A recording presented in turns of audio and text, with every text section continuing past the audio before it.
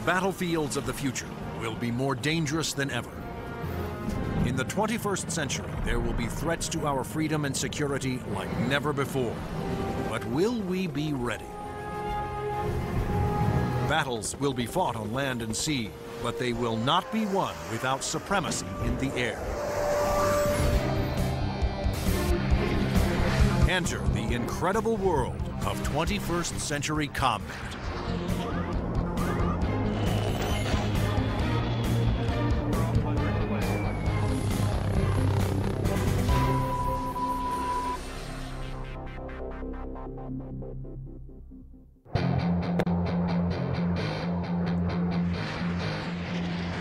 Air power is the dominant strategic force. It's air power that lets you influence events and respond to events quickly. It's air power that lets you fight a war without putting hundreds of thousands of people on the ground. To date, Air Force F-15s have won more than 150 dogfights against enemy fighters without a single loss.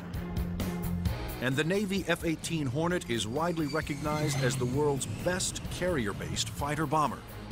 But in the future, neither the F-15 nor the F-18 will be able to survive against deadly enemy anti-aircraft missiles. Surface-to-air missiles, or SAMs, are going to represent the biggest threat.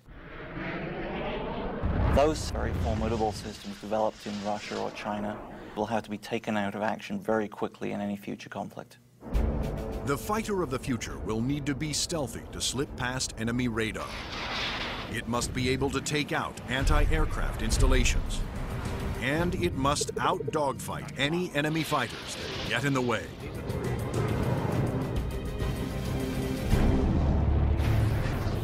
That future fighter is already here.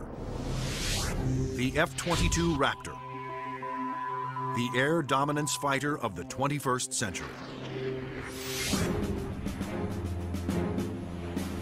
Developed by Lockheed Martin, this advanced tactical fighter has been designed to be the first plane to cross enemy lines, clearing the way for all other forces.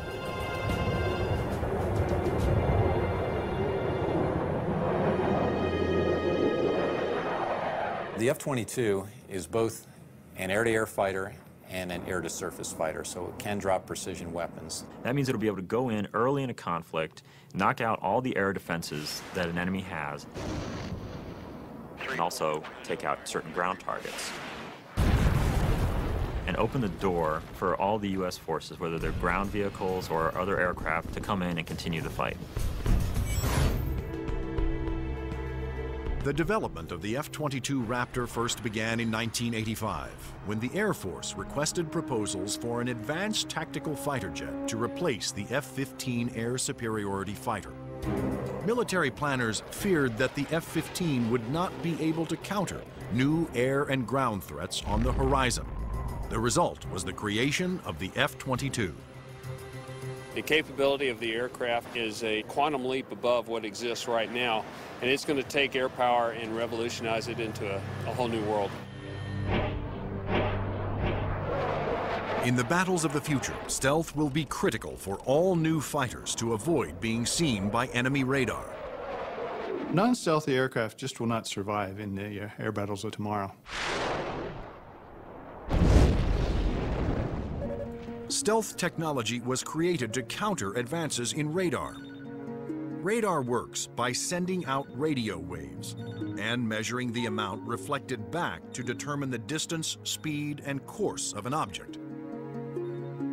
But stealth aircraft are designed with surfaces that deflect radio waves away, making them nearly invisible to radar. The world's first stealth production aircraft was the F-117 Nighthawk. The reason that airplane is faceted is a limitation of the computer technology at the time. It's easier to model a finite number of flat surfaces than it is a bunch of curved surfaces. And while the aircraft was a breakthrough at the time, the facets limited the plane aerodynamically. But now, thanks to more powerful computers, engineers can design aircraft that do not have to sacrifice aerodynamics for stealth.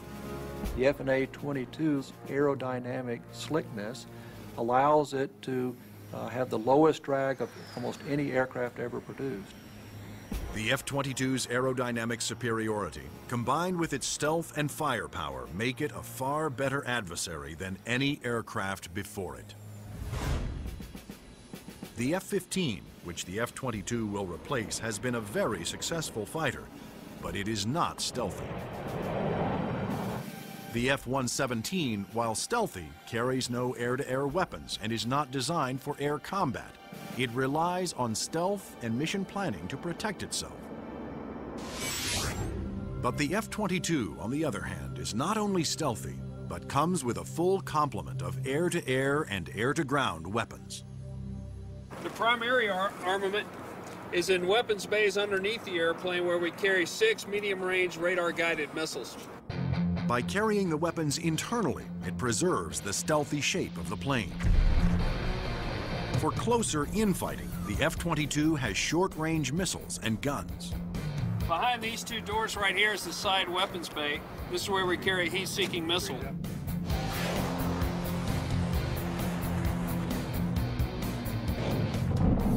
For close-in armament, the Raptor is equipped with the M61A2 cannon. The muzzle is hidden right behind this door right here. It's hidden because of the stealth characteristics of the airplane. Cannon carries 480 rounds and is capable of shooting 100 rounds a second. The F-22's advanced weapons systems will make it a formidable interceptor, as will its unique ability to find enemy aircraft without revealing its own position. When other planes use their radar, they become visible to every other radar system in the area. But that's not the case with the F-22. Perhaps the highest tech part of the airplane is the radome itself. Not only does the radome have to be stealthy, but it has to be able to transmit and receive its own radar signals. How the F-22 radar achieves that remarkable feat is classified. But what is known is that the F-22 can see enemy aircraft at a distance while remaining invisible to them. The first time that the bad guys will really know there's an F-22 in the area is when one of them blows up. Along with its advanced radar system, the F-22 is the first fighter to have Super Cruise, the ability to travel faster than the speed of sound without using its afterburners. A jet's afterburners boost speed by pouring fuel directly into the hot blast of the engines, adding fiery extra thrust. But afterburners are also wasteful, consuming enormous amounts of fuel, dramatically affecting the range and duration of a plane's mission. But the F-22 doesn't have that problem. Without using afterburners, it can supercruise at an incredible 1.5 times the speed of sound, over 1,000 miles per hour. This is all about our pilots being able to go fast, minimize the amount of time they are exposed to any threat, do the mission that we've sent them to do, turn around and come home safely. The F-22 is presently the only fighter in the world with supercruise, but it wouldn't be possible without a very unique set of engines. The goals for Pratt & Whitney were to provide a transformational engine that the Air Force needed, one that was stealthy, maintainable, and fast. The F-119 PW-100 was developed by Pratt & Whitney after years of research. It sets the new standard for jet engines. Along with its incredible supersonic ability, the F-119 incorporates thrust vectoring. Here we are at the rear end of an F-A-22 Raptor. First thing you'll notice are the nozzles for the F-119 engines. In flight, during a maneuvering dogfight, they actually move up and down and vector the thrust of the engine to provide maneuverability. It helps us turn inside any foe, maneuver at low or high speeds to outmaneuver another airplane or potentially an enemy weapon that's headed towards us. The F-22's stealth, supercruise, and vector thrusting are impressive breakthroughs, but its most outstanding feature may be its ability to nearly fly itself through advanced computerized controls. It relieves the pilot of all the duties, gives the pilot total freedom to just look out engaged in the combat scenario. In addition to monitoring its own performance, the F-22 constantly gathers data on other aircraft in the combat area and presents the most important information to the pilot. We're going to have information passed to us from either unmanned vehicles or from off-board sensors so that we can integrate data and use that information for targeting. And it's the way that we are driving our forces in warfare. We are much more integrated with both other services and with other platforms, and the F-22 fits right into that concept. The F-22 Raptor's total package of avionics, stealth, supercruise, and thrust vectoring make it the most technologically advanced fighter today. I've never been in an airplane that accelerates as fast, that's as agile, the ability to turn very sharply, and it just brings a great combination of the speed, the stealth, and the avionics to the fight that nobody else is going to be able to touch. But there will be future competitors, like the Russian Sukhoi 37, which features thrust vectoring and a radical forward swept-wing design. And the fifth-generation MiG, the 1.22, which some have nicknamed the F-22ski. The Russians are still very active aircraft developers. They've got a variety of technologies that they're continuing to improve upon and that can be made available to our future enemies. And so that's why we have to stay on top of the technology that we are developing and make sure that it is able to take out anything that other countries develop. When you look at the adoption by China of the Su-27 and the fact that it'll probably be modernized and improved, that brings up the need for more advanced fighter aircraft in the US. And that's one of the main reasons, I think, why the Air Force is so insistent on the need to have the F-22.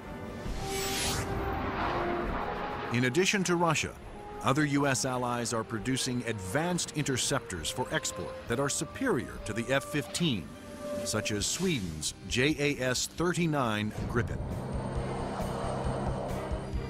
and France's new Rafale. Germany, Italy, and the UK have joined forces to create a Eurofighter, the Typhoon. If these planes fall into unfriendly hands, the U.S. Air Force will need the F-22 to maintain their advantage. We're always going to go into war wanting to have that air dominance, and the F-22 is going to be the big boy on the block that can help us to do that. In future combat, the F-22 is to be joined by another stealthy aircraft, the F-35 Joint Strike Fighter, the ground attack bomber of the future. Designed for the U.S. Air Force, Navy, Marines, and Britain's Royal Navy, the question is, will it work for every user?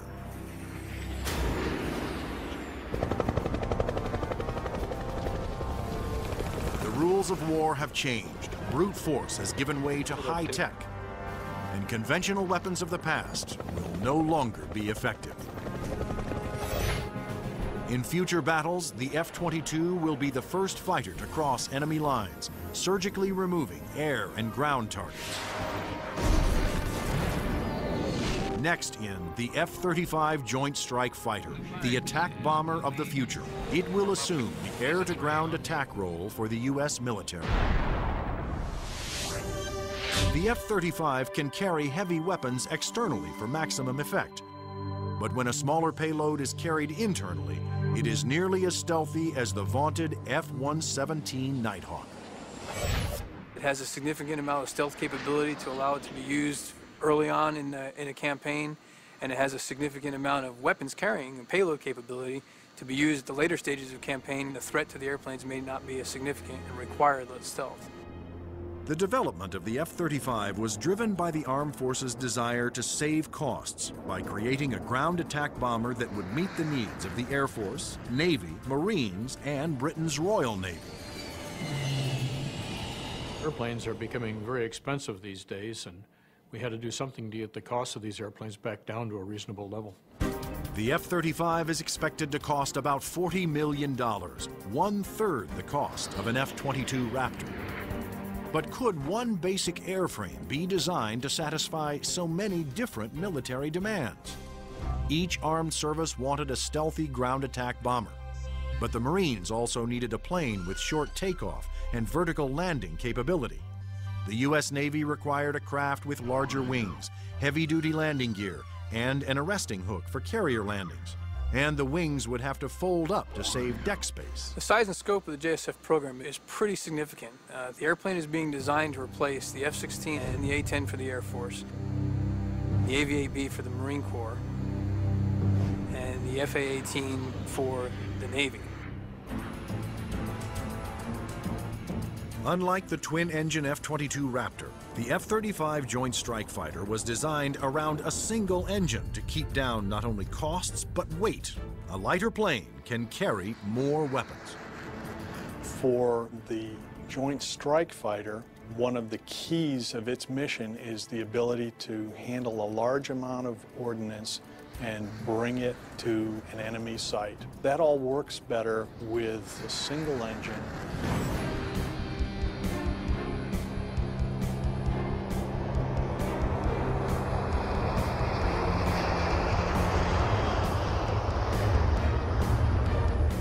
The Air Force version of the Joint Strike Fighter, the F-35A, made its first flight attempt on October 24, 2000.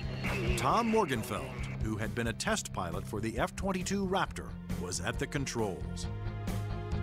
Well, a million things are going through your mind. Your eyes are everywhere, you're listening, you're watching. Your senses are tuned to an incredible level because you're sensing and feeling the airplane for the very first time. It flies wonderfully. It's definitely a pilot's airplane. The Air Force testing went smoothly. Next, a Navy version was built with heavy-duty landing gear and wider wings for the slow speeds needed to land on carriers. Navy test pilots flew touch and goes, demonstrating the F-35's ability to land within the space of a carrier's flight deck. But the most difficult challenge still lay ahead for the F-35 program. The Marine Corps needed a version that could perform short takeoffs and vertical landings, STOVL for short. The STOVL capability is extremely important to the Marine Corps because the airplane can go just about anywhere that the rest of the forces can go. It's not limited to needing a large runway. It doesn't need a really big ship to operate off of. Engineers at Lockheed Martin, the designers of the F-35 Joint Strike Fighter, took a hard look at the AV-8B Harrier, the STOVL fighter that the new aircraft would have to improve upon. The Harrier is a great airplane if you look at the fact that it's basically 1960s technology. It's achieving all those wondrous STOVL flight sort of maneuvers without the aid of a lot of computers.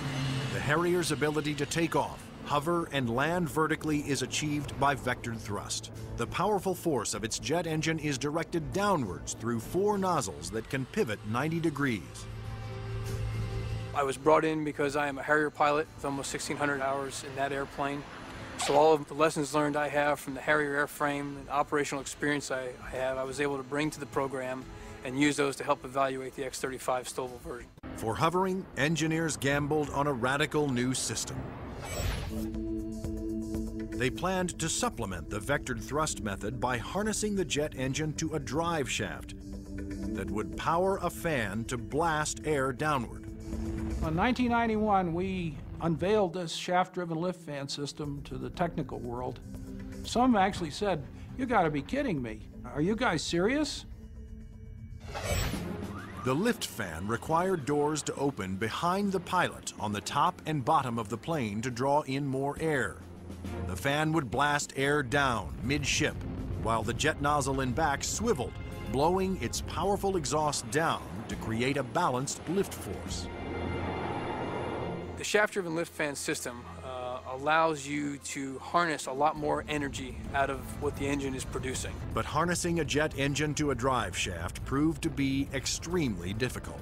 The mechanical energy we were dealing with in the shaft-driven lift fan system was very large. We had 28,000 horsepower being transmitted from the drive shaft from the main engine to the lift fan. And that's similar to the power going through a U.S. naval destroyer. The lift fan's ability to blend large amounts of cool air with the hot jet exhaust provided another important benefit. One of the things we learned in JSF was to combine the jet exhaust to get a lower combined temperature than the Harrier. This allowed us to avoid some of the problems with concrete where the concrete would actually burst and explode under the high temperature and high jet exhaust from the Harrier. At the Lockheed Martin test facility in Palmdale, California, the revolutionary lift fan system was put to the ultimate test, in the air. If the lift fan failed during hover, the plane would crash.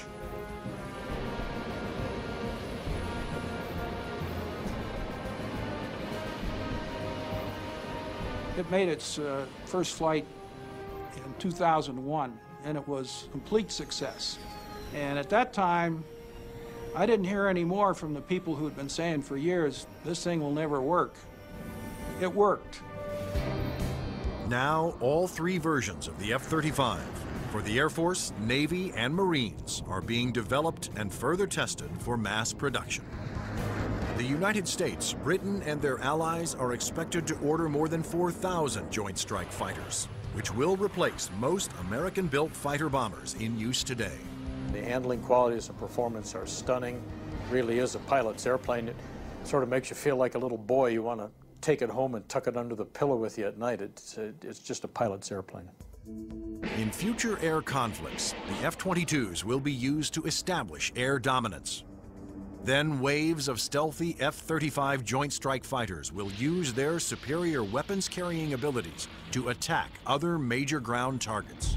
The Joint Strike Fighter is going to be the backbone airplane for hauling freight.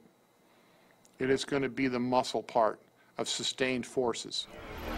Commanders can also alter an F-35's mission in the air as situations change during the battle. There are a variety of ways for the F-35 to bring in information from external platforms, other airplanes flying around the battlefield, satellite-based assets, ground-based assets. All that information can be presented to the pilot in the cockpit and allow him to be more of a tactician and manage the tactics of the game that day instead of worrying about the nuances of flying the airplane. The pilot's job will be to supervise the process of identifying the target and then to give consent for weapons release.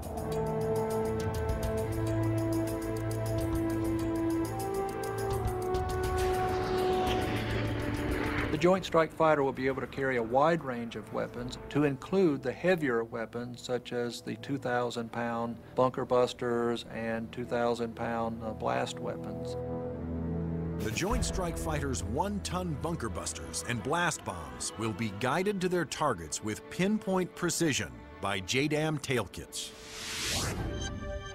The Joint Direct Attack Munition, or JDAM, is a kit that can be put on any bomb to give it the brains to know where to go, and the movable tail fins to guide it there. JDAM is a guidance kit that came after Desert Storm. This little round piece on the side there is an inertial navigation clock. Now this clock, instead of measuring seconds, measures feet. If you take the unit and you tell it where it is right now electronically, and then you move it back a foot, or you move it up a foot, it measures every centimeter and every distance. The bomb knows the coordinates of where the airplane is, and it also knows the coordinates of where the target is. And when the weapon is released from the airplane, it simply flies from one set of coordinates to the other and does its thing when it gets there. Because a JDAM is directed by GPS, or global positioning satellites, it can hit targets regardless of visibility. The way we use it is by employing it against targets that we cannot normally see visually, whether it is due to weather, smoke, haze, or just some sort of other thing that's obscuring the target.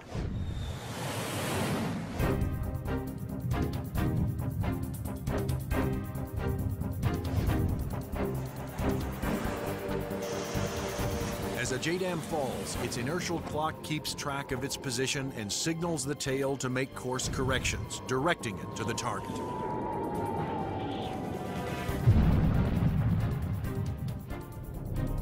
The accuracy of new weapons like JDAMs will reduce collateral damage. It also makes the F-35 an even more formidable weapon system. The new weapons, such as JDAM, really reduce the need for the number of sorties, and that reduces our risk because we're not exposed to enemy threats as often. The F-35's combination of advanced weapons, avionics, and stealth will help it ensure its success over the battlefields of the future. U.S. military planners wondered if these same features could be utilized in a helicopter. They wanted a stealth helicopter. But could it be done?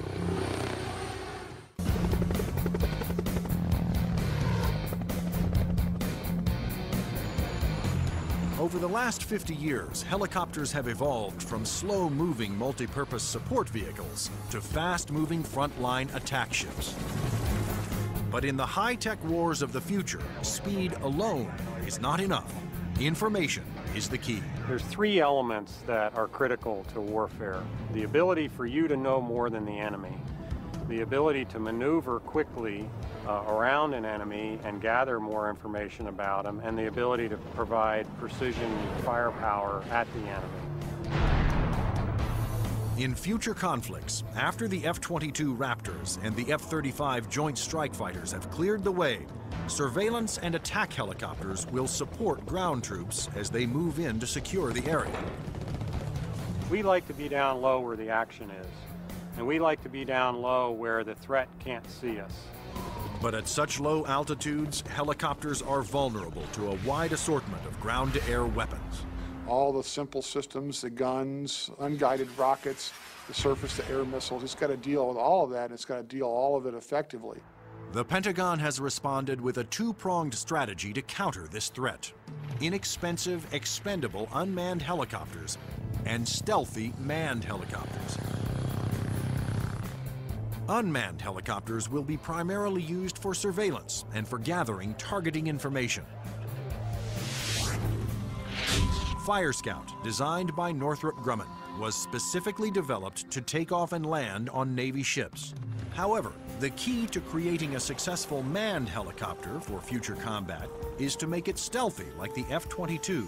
But the question is, can it be done?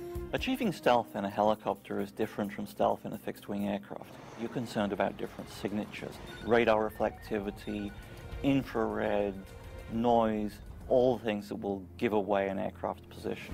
Those signatures, like heat, smoke, and sound, put helicopters and their pilots at serious risk over the battlefield.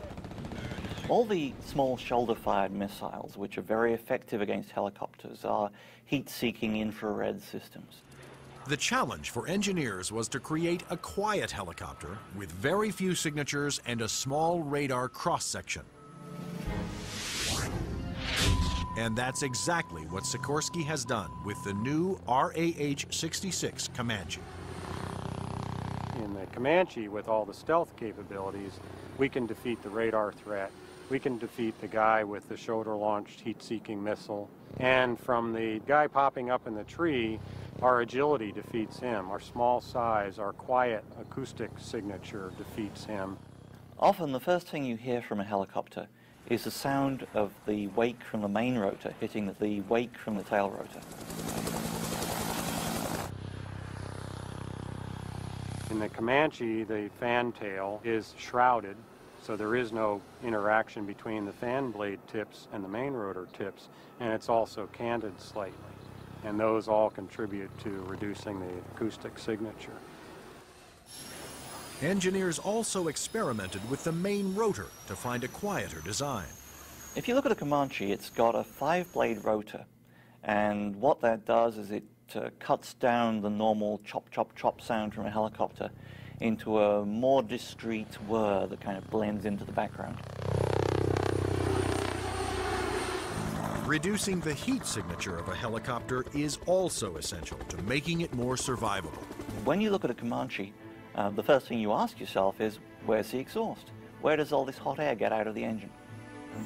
The Comanche's exhaust actually escapes through the tail boom, where it is instantly dispersed by cool air from the rotor.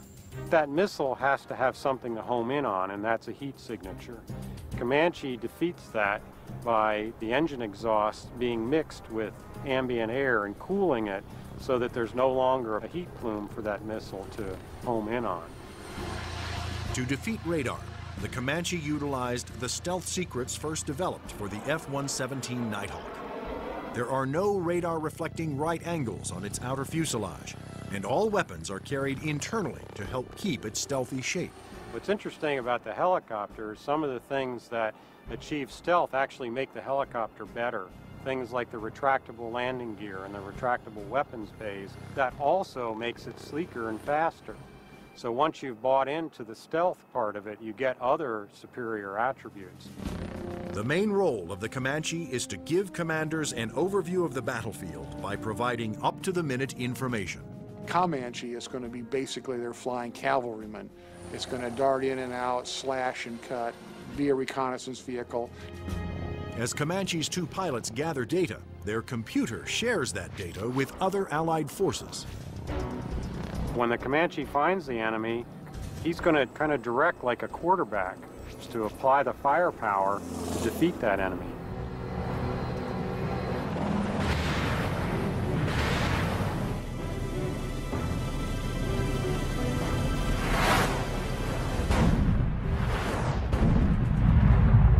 Engineering advances have also made the Comanche one of the easiest and most forgiving helicopters to fly.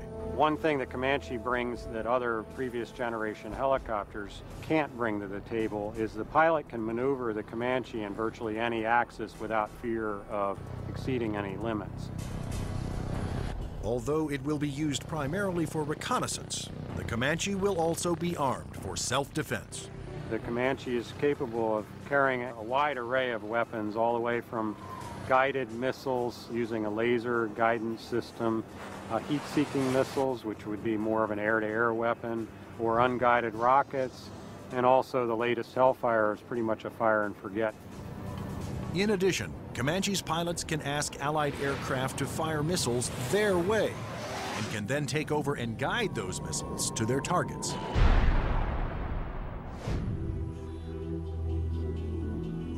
If the Comanche is hit, its computer system can often fix itself by reassigning vital functions to undamaged computer cards. This is where the computer brain of the Comanche is.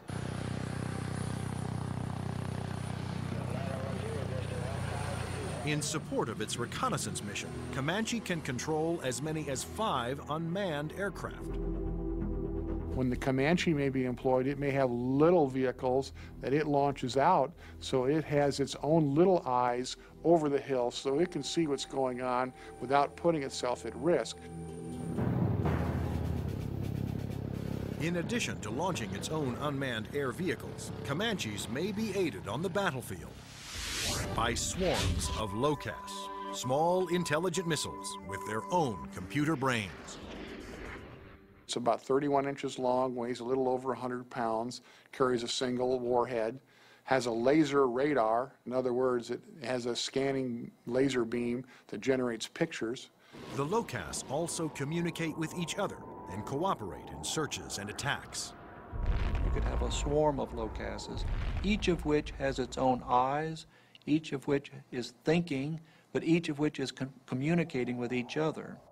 Send that imagery back to the operators who could either use these as surveillance probes or, in fact, as weapons themselves. Weapons like LOCAS reflect the trend toward electronically linking all Allied forces and weapons so that information can be shared and used by all. By networking aircraft over the battlefield, with surveillance platforms and other weapons systems, commanders can quickly change missions to take advantage of up-to-the-minute information. The key to the air battle of the future is not necessarily stealth, speed, or firepower. It's going to be information.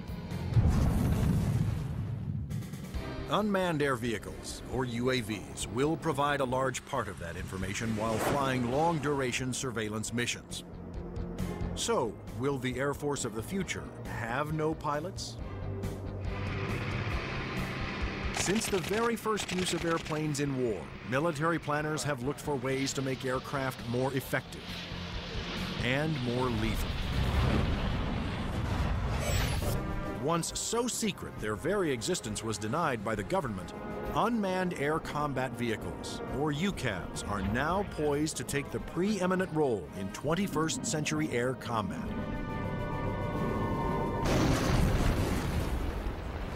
UAVs are certainly going to change air power in the 21st century.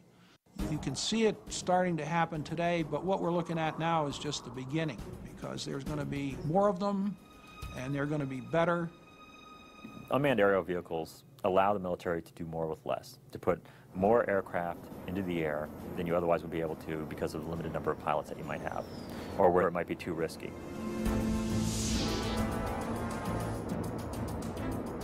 In the future, aircraft that have no pilots on board will carry out the most dangerous combat missions. Today, unmanned air vehicles, or UAVs, are already taking over the role of long-duration surveillance. UAVs don't have mothers. You lose a UAV in combat and nobody bats an eyelid. One of the earliest surveillance UAVs was the Predator. It was developed in the early 1990s. When you look at Predator, basically they start off as being long-endurance systems that can really persist over the battlefield. In Afghanistan, Predators provided critical real-time intelligence. And it was there that a Predator made an amazing transformation from surveillance to armed aerial attack. Fired a Hellfire missile, an Al-Qaeda convoy, and destroyed one of the vehicles in there. And at that point, it crossed the line from an unmanned aerial vehicle into an unmanned combat aerial vehicle. Today, the new Predator B can carry up to 10 Hellfire missiles. Of course, its primary mission is still what the military refers to as ISR, or Information, Surveillance, and Reconnaissance. It's basically a poor man's satellite. I mean, you can bring it in and let it dwell in an area. UAVs transmit important visual information to battlefield commanders via satellite or other data links. Once targets had been located, identified, and cataloged, these could be disseminated to other weapons or weapon systems. Reconnaissance UAVs have multiple ways of conducting surveillance. On clear days, they use specially stabilized optical lenses that can zoom to high magnification. At night, they use infrared, and under adverse conditions, they use synthetic aperture radar to pierce the thickest clouds, sandstorms, or oil field smoke. When the radar is reflected back, it can also be used to create a 3D image of objects. If the enemy chooses to use countermeasures or decoys or deception techniques, having to beat 3 systems is a lot harder than 1. The success of the Predator paved the way for the development of an even more advanced high-altitude jet-powered UAV by Northrop Grumman. It's called the Global Hawk, but unlike the Predator, it was designed to take off, fly its pre-programmed mission, and land all on its own, thanks to the GPS, or Global Positioning Satellite System. The Global Hawk is basically a much larger version of the Predator. It has higher altitude capabilities, increased payload. It can carry a lot more sensors, a lot more communication devices, and it can loiter over a battlefield for up to 35 hours. The Global Hawk can stay aloft for a day or more, providing constant near real-time video surveillance over an area the size of Illinois. Predator and Global Hawk give us an up-close view, which is something you can't get from a national asset, which would be a satellite type of thing. Though still in development, the Global Hawk had a dramatic impact during Operation Iraqi Freedom.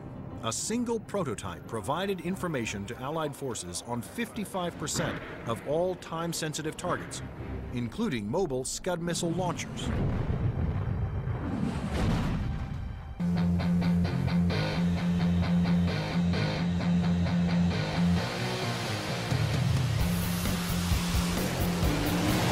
Like the Air Force, the Navy wanted its own autonomous UAVs.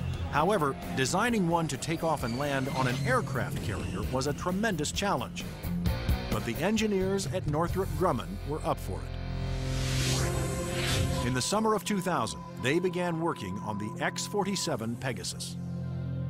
The hardest part of the Pegasus program was definitely the flight controls. Getting on and off an aircraft carrier, of course, is one of the toughest design problems for an aircraft. And doing this with a tailless vehicle like Pegasus certainly was the toughest problem we had. That problem was solved by using 6 innovative surfaces to make the plane climb, descend, and turn. This surface just rotates up. the elevon, of course, both up and down, and then there's another inlay on the lower surface as well. The first flight of Pegasus, the demonstration was very, very successful. It lasted approximately 12 minutes. There was no human in the loop. But could Pegasus, without any human assistance, land within the tiny space between the arresting cables of an aircraft carrier? The engineers came up with an ingenious way to find out. And we actually glued a small paintball down onto the bottom of the hook so we could get a clear touchdown point. That was quite an achievement that we're very proud of. The Navy will use its stealthy UAVs to get targeting information for its guns, missiles, and fighter aircraft. The initial focus has been on information, surveillance, and reconnaissance to provide targeting information to the Navy's strike packages.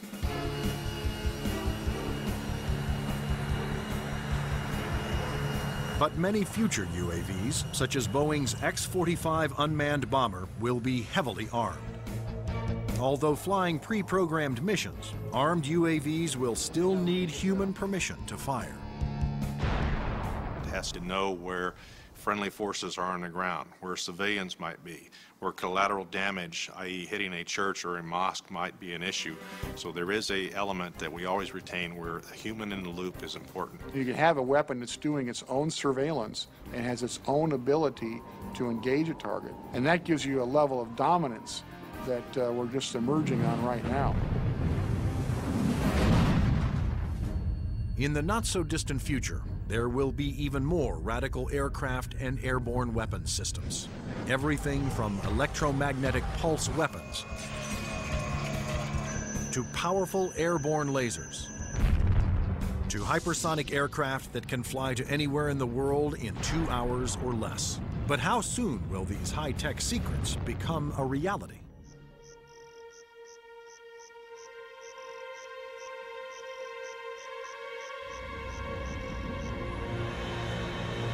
The enigmatic F-117 stealth jet flew in secret for 10 years before its existence was revealed to the public. Some of the unclassified projects that are acknowledged by the Pentagon seem more like science fiction than reality. The military is designing a weapon system designed to neutralize an enemy encampment or factory without destroying it and scattering nuclear, biological, or chemical materials. Electromagnetic pulse, or EMP weapons, will blast a highly concentrated magnetic field towards its target, overloading and destroying any electrical components. The small electromagnetic pulse weapons offer some pretty startling capabilities. You can essentially completely destroy an enemy's electronic infrastructure in a very precise way. You can fly over a small facility, only a couple of acres, fire it, and suddenly none of their computers work, none of their weapons work, none of their electronics at all will work. Researchers are also experimenting with an airborne chemical laser. An entire aircraft has been turned into a chemical energy plant that points that laser at a target and burns through missiles. This aircraft will fly at higher altitudes and will primarily be used for Scuds or for ballistic targets that would be fired from one country to another.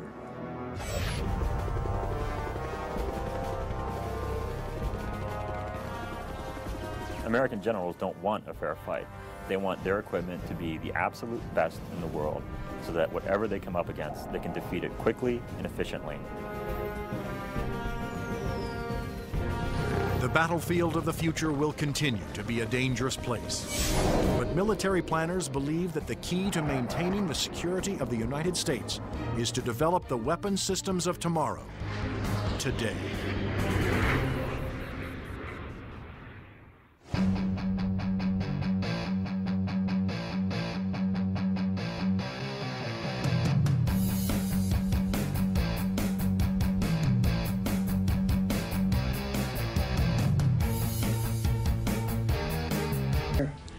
And you didn't need to wait for a command in this situation. There was fire, and I shouted to Suzanne, "Fire on the wing."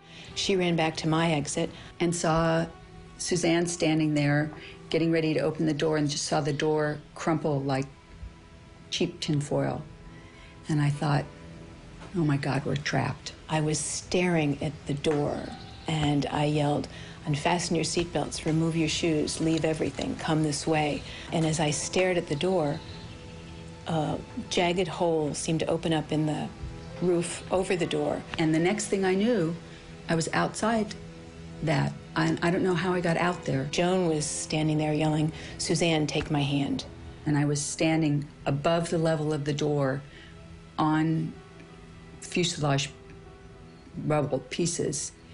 And I leaned down and said to Suzanne, give me your hand.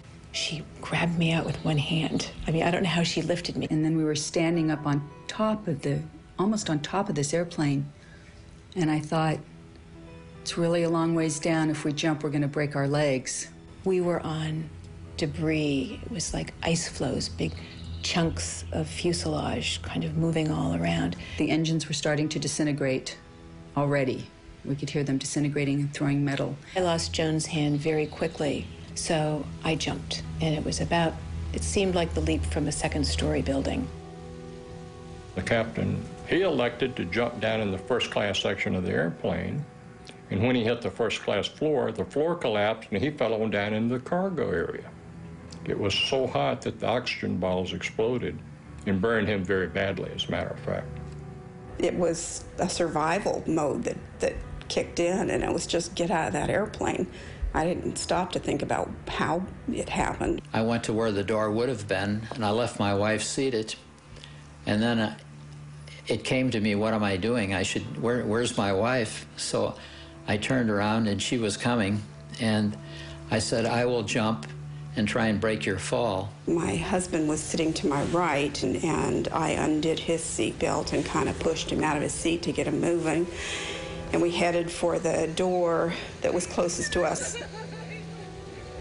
And it was engulfed in flames, and there was no way to exit that way.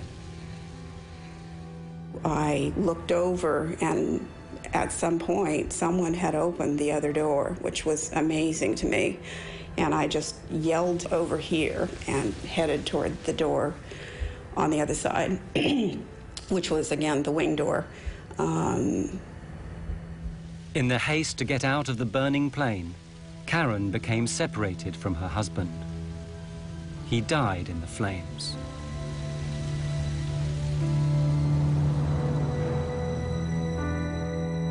I immediately thought it was total destruction. It never dawned on me that I would make it. But I thought, hey, do something. Don't just sit there, do something. I just went over the seat backs, and I'm not that athletic really, but I went over 3 rows of seats. One man was sitting there looking like I need help, but I couldn't help him. When KLM hit us, all communication stopped. The tower called and couldn't get any response from either the KLM or ourselves. There was an airplane in the holding pattern right above Tenerife.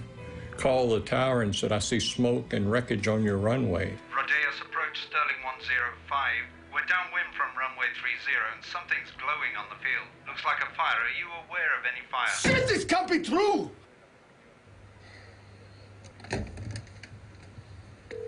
Come on, come on! Come on, come on! He hits the emergency warning. After KLM hit us, he went on down the runway and hit on the runway 1,500 feet down, closer to the tower. So when the fire truck and the ambulance came out, they got to him first. So no one came to us for quite a while. As a matter of fact, I remember thinking, I wonder why somebody hasn't gotten out here to help us.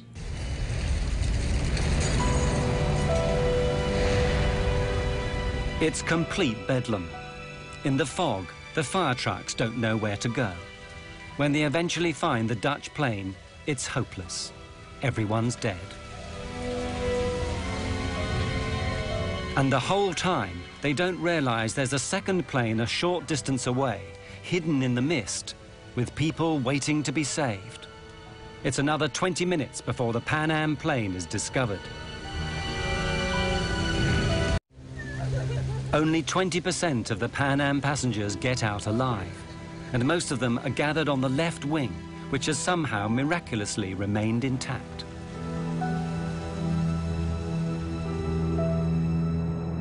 The entire left wing of the airplane was covered with passengers. And it turned out there were probably 45 to 50 passengers out on that wing. I've never asked anybody how high the wing is from the ground on a 747, but it looks to be a very long ways. And I cut open my head and fractured my foot. My wife jumped after me, and she said, "I cannot walk." And I dragged her on her side for probably a block and a half away from the plane. The motors were going full tilt, and I didn't want to get over where the motors were, so I sat down by the body of the plane. I had no comprehension at that moment that I would be jumping off the wing and In the debris, you knew there were trapped passengers and people, and there was absolutely nothing you could do to help because the airplane was collapsing in on people. Only one door was opened by a crew member, and that was one of the black flight attendants who did that. And she lost her life when the engine disintegrated and debris hit her.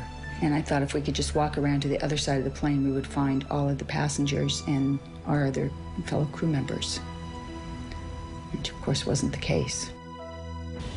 Even 20 minutes after the disaster, the controllers in the tower still have no idea how serious things are.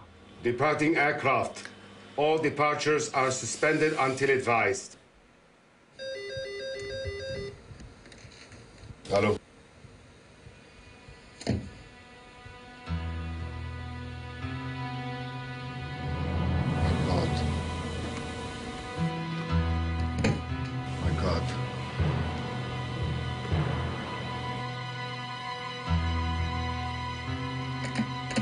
I'll get local fire out of here. Notify the ambulance. We have an emergency. We need every vehicle they've got. What have we done? This can't be our fault.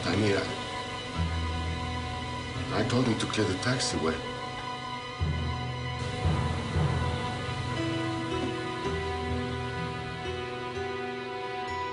When I got out on the ground, I could hear people screaming and yelling and all. Within about 5 minutes, you heard absolutely nothing. There was no noise at all, just the airplane burning.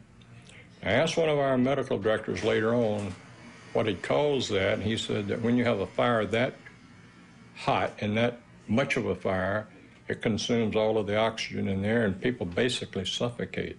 I felt so responsible because I couldn't take care of my passengers, and so helpless in looking back and knowing that there's nothing you can do. You can't get back in the aircraft. There's no way to get in it, and it's all on fire. Of the KLM plane, very little remains. It had continued flying for another 400 meters before slamming into the ground. The 55 tons of fuel it had taken on ensured that everyone on board died in the fiery explosion.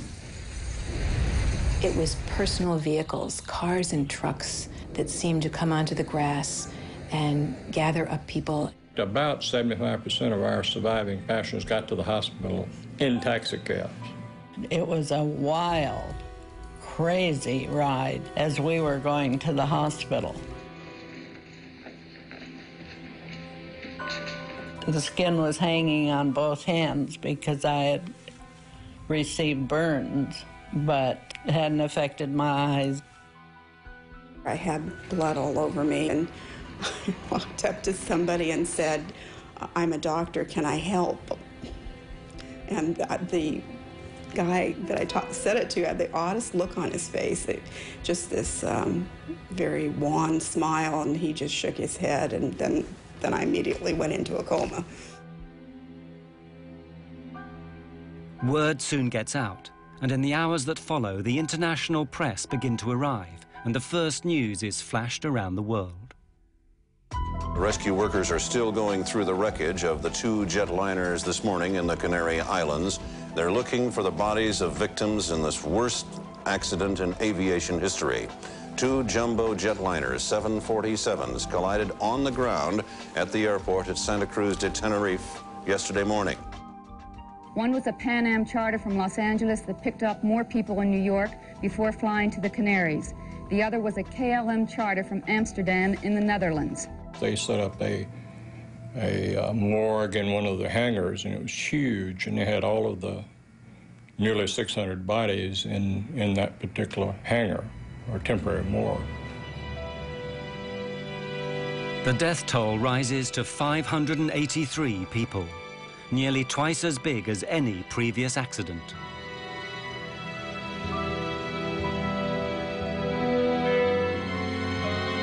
And then everyone begins asking the same questions. How and why could two state-of-the-art airliners smash into each other on the same runway?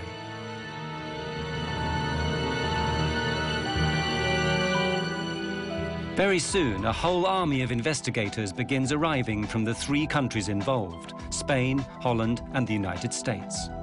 Under the rules that govern this sort of thing, they all have a right to be there, but that doesn't mean they're going to get along. In Spain, the military still runs everything, including aviation. When the American team from the National Transportation Safety Board arrives, the Spanish general in charge won't even let them into the room. I sneaked in, and I went to the general and told him, the general, my name is Luis Carmona. I represent the U.S. government, the NTSB, and I am here to participate in the investigation. He answered back to me, I represent the king, and you get out. So as I was walking out, he looked at me again and he said, hey, you don't look American. And I told him, well, yes, I am an American, but I was born in Cuba. And he said, well, so did I. I was also born in Cuba. So he turned around and he asked me questions and asked me to bring my team in, and we started doing the accident investigation then. The investigators discover the chain of coincidences that had led remorselessly to the deaths of 583 people. If any one of them had not occurred, neither would the accident. The first had nothing to do with airplanes. A terrorist bombing perpetrated by a small group fighting for their independence. Their intent was to create publicity for their cause. In that, they certainly succeeded. There are 2 bombs in the terminal. You have 10 minutes to save as many lives as you wish.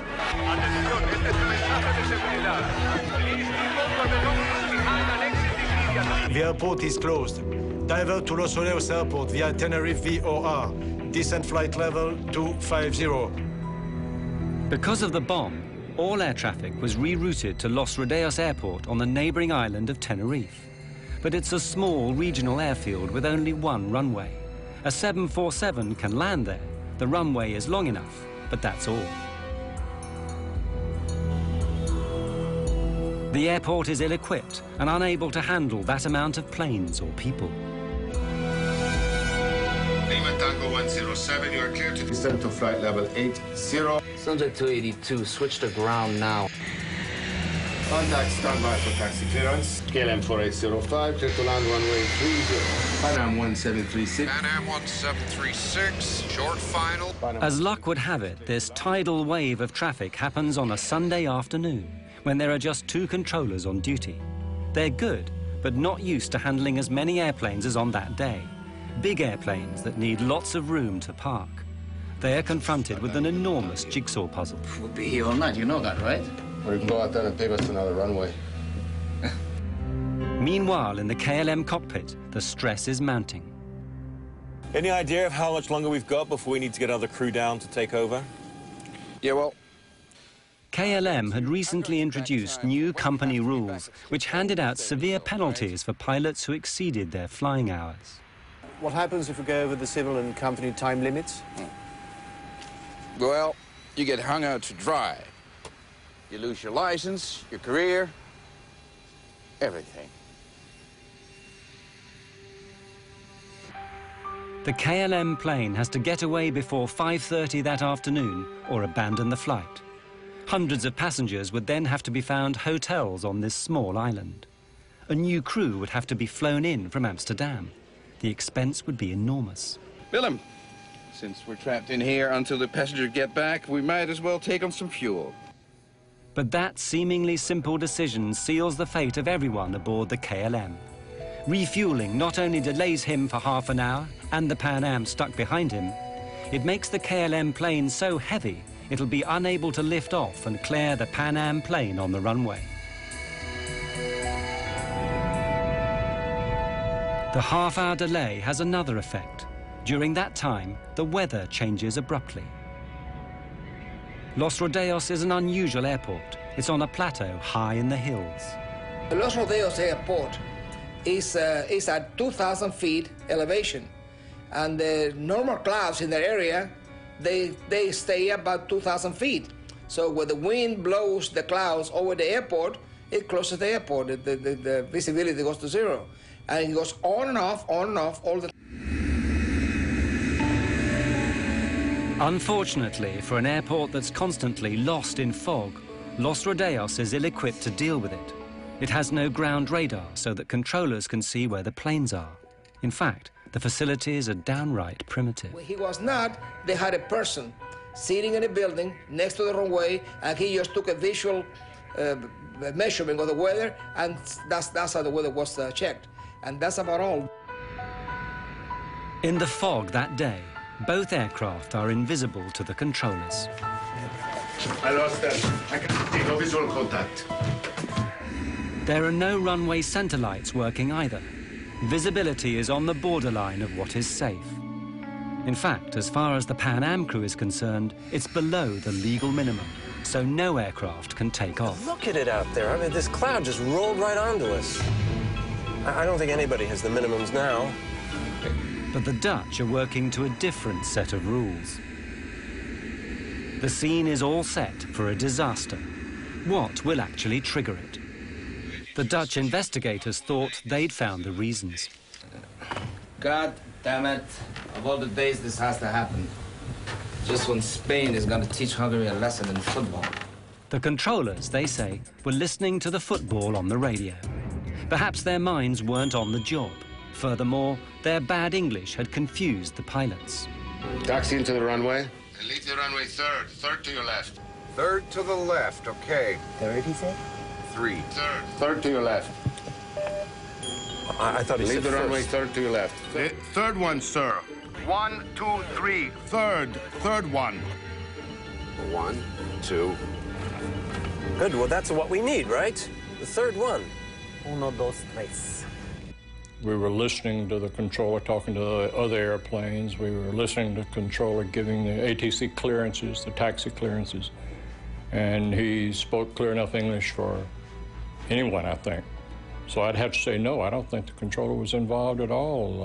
I don't think he had any fault at all in this accident. 1736, just checking that. That's the 45 there. But the Dutch haven't finished yet. Yeah, that's this one here. Yeah, I know. They make an even more controversial claim, one that provokes a blazing row, that the Pan Am plane had caused the accident by being on the runway when it shouldn't have been. They hadn't followed orders to turn off. Okay, for sure. Maybe he counts these as 3. Oh, I like this. They were going to taxiway 4. He was instructed to go on 3, but he had to go 4 because taxiway number 4 was the one that had 45 degrees, and it was easy for the 747 to access it. We said, confirm which taxiway you want to take, and he says, the third on your left, 1, 2, 3, the third on your left.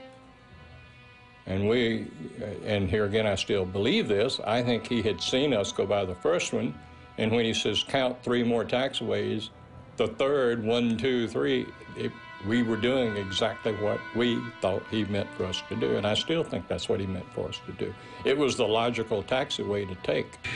Whether they should have taken the 3rd or 4th exit became largely irrelevant anyway, because it became clear that Captain Van Zanten had made one of the most elementary mistakes a pilot can make.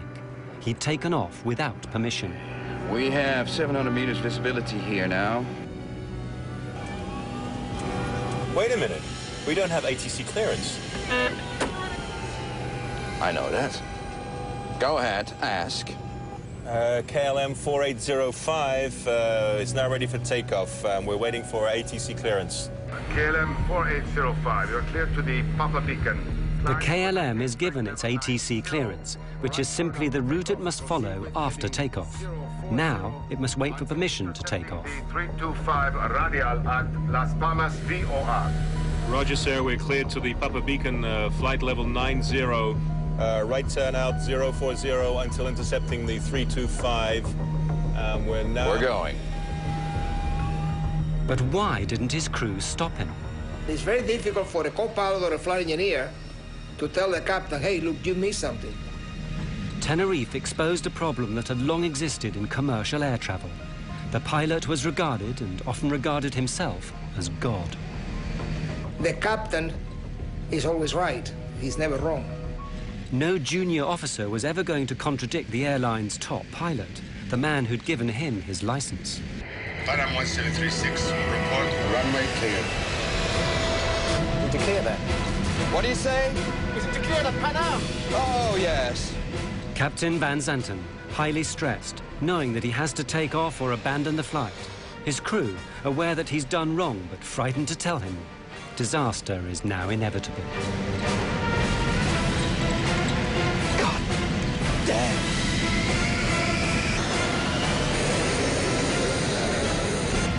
Come.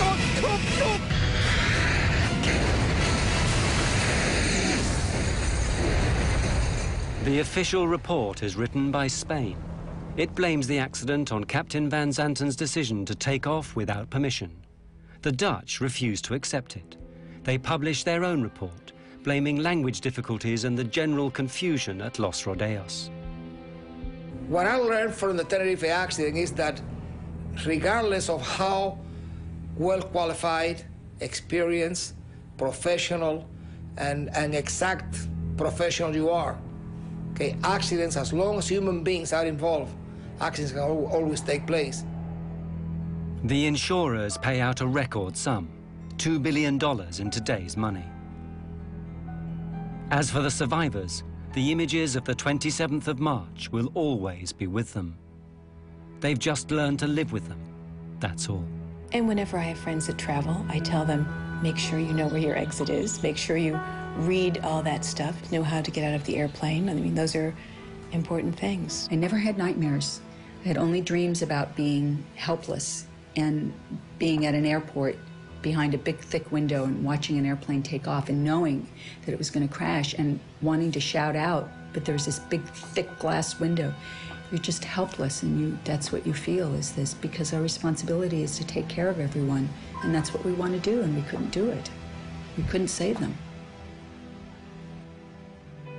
The loss of my husband had a tremendous impact on my life, on my son's lives, on my extended family's lives. It was huge.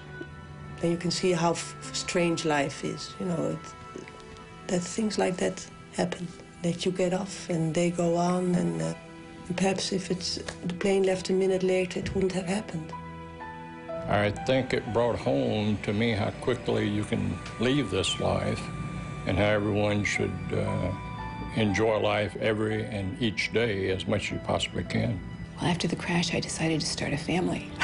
I thought maybe I will stay home and have children. I thought, you know, my friends have died, and if I let myself sit in this little apartment, it's going to be as if I'm curled up and died, and that's not fair to them.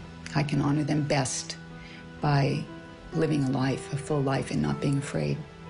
I am blessed because I do not have any horror left over from the accident.